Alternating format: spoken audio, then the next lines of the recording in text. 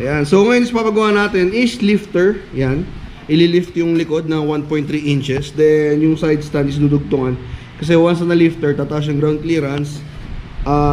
Masyadong maikli yung side stand. So medyo nakahiga, kaya delikado. Yun. So tapos sir nga pala yung nag-iisa ano sir? Yung welder ng zinc. Tama sir. Yung kasi yung side stand natin is 80% zinc ba? Tama sir? Yes. 80% zinc tapos 20% metal. Yun. So astig no? So may zinc siya, so good for talaga sa mga big bike talaga itong stand natin. So pakita ko lang sa inyo guys, so ito yung all stock natin, yan ang itsura.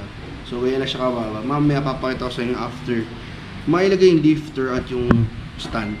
Bale guys, ito nga pala yung lifter na ilalagay ni Sir Rambo. Yan, version 4 niya na to. So, ganda na pagka ano, yung paint job din, no? Matte block. Then ito yung screw. Yan. So pakabit na natin to. Guys, so nakabit na natin lifter. So ito na yung itsura niya.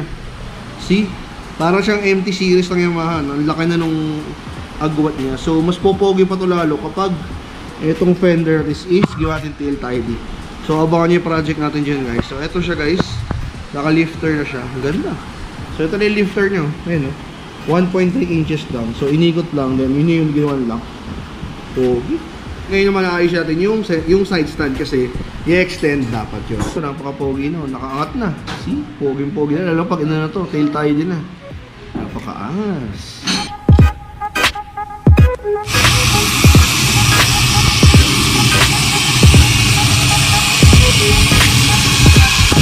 Bale guys, ang pagkakaiba ngayon ng UG is ito yung sa UG, purong siksik oh.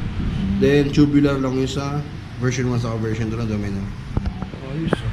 Mas kaya dudugtungan yan sir, no? Apo, dudugtungan. Ano pa dudugtungan natin yan sir? Meron po tayo dito, meron ginagamit ko talagang makapal na pipes. Dudugtong natin siyang ganyan. Okay. Tapos dudugtong natin doon. Oo. Then, Sa paa.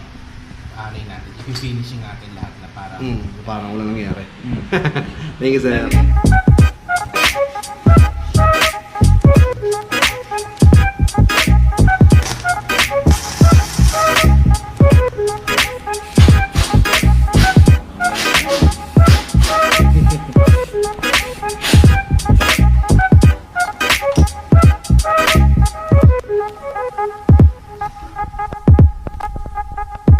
Bali guys, ito na yung side stand niya. Nalagyan na extender. Sakto na ulit yung pagkalin niya. Saan nilalagay yung bracket? Yes po.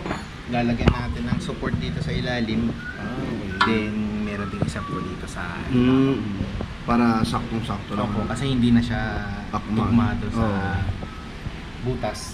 Kaya hindi po natin maglagay. Para din hindi umalog.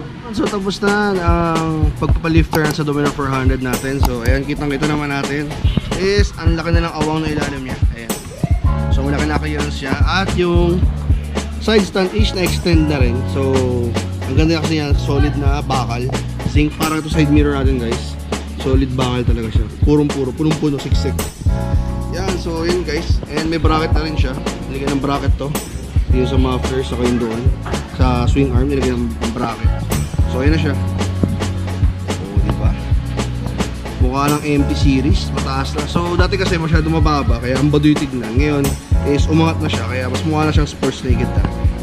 So yun, so maraming shoutout kay Sir Rambo, Ironworks Rambo. Yung shoutout dito. Kaya lifter ka na and may bracket na yung tambucho mo, naka-adjust na dyan.